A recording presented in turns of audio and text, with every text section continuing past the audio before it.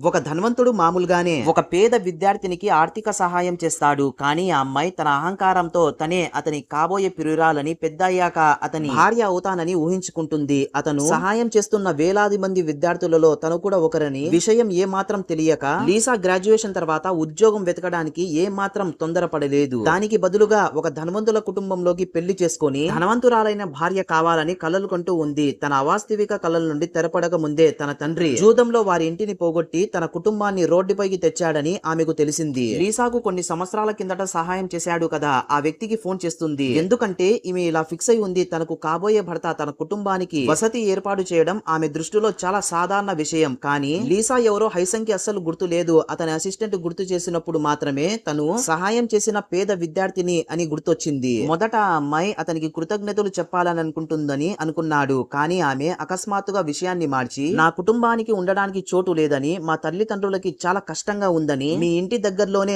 ఒక చోటు ఏర్పాటు చేయమని ఈమె కోరింది. హైసంగ్ ఈమె మాటలు విన్న తర్వాత అయోమయానికి గురయ్యాడు. ఆమె ఉద్దేశం ఏమిటో ఇతను అర్థం చేసుకోలేక ఆ వృద్ధురాలికి సంరక్షణ కొరత ఉందని అతని అసిస్టెంట్ చెప్పడానికి ముందుకు వంగాడు. హైసంగ్ అమ్మాయికి కేవలం ఉద్యోగం అవసరం ఉంది అని భావించి అతను తన చిరునామా ఆమెకు పంపించి అక్కడికి చేరుకున్న తర్వాత పని మనిషిని సంప్రదించమని సూచించాడు. అయితే లీసా దానిని ఆ ధనవంతుడు తనను అంగీకరించినట్లుగా పొరబడి ఆనందంతో తన కుటుంబంతో ఆ ధనవంతుడి ఇంటికి వెళ్ళింది. వారు అపరిచితులని గమనించిన సెక్యూరిటీ సిబ్బంది వారిని అక్కడే ఆపి వారి వివరాలు అడుగుతారు. ఊహించిన విధంగా ఆ అమ్మాయి ఒక్క మాట కూడా మాట్లాడకుండా వారి చెంపపై దెబ్బ కొడుతుంది. సెక్యూరిటీ గార్డ్ వివరించక ముందే ఆమె తిట్ల వర్షం కురిపించింది. ఆ తర్వాత అహంకారంగా ప్రాంగణంలోకి నడిచింది. లీసా తన ఫ్యామిలీ లోపలికి వెళ్లి చూస్తారు. ఈమె చాలా కోపడుతుంది. పెళ్లి కూతురు వస్తుందని తెలుసుకున్న తర్వాత కూడా ఎవ్వరు కూడా నన్ను పట్టించుకోవడం లేదని. దీంతో ఈమె ముందుకు వెళ్లి డోర్ పైన కొడుతుంది. ఒక అమ్మాయి డోర్ ని తెరిచి మీరెవరు, మీకు ఎవరు కావాలి అని అడిగిన వెంటనే లీసా ఆమె చెంపపైన ఒకటి గట్టిగా పీకుతుంది. నీకు అసలు కొంచెం కూడా బుద్ధి లేదా? నీ యజమానికి కాబోయే భర్తతో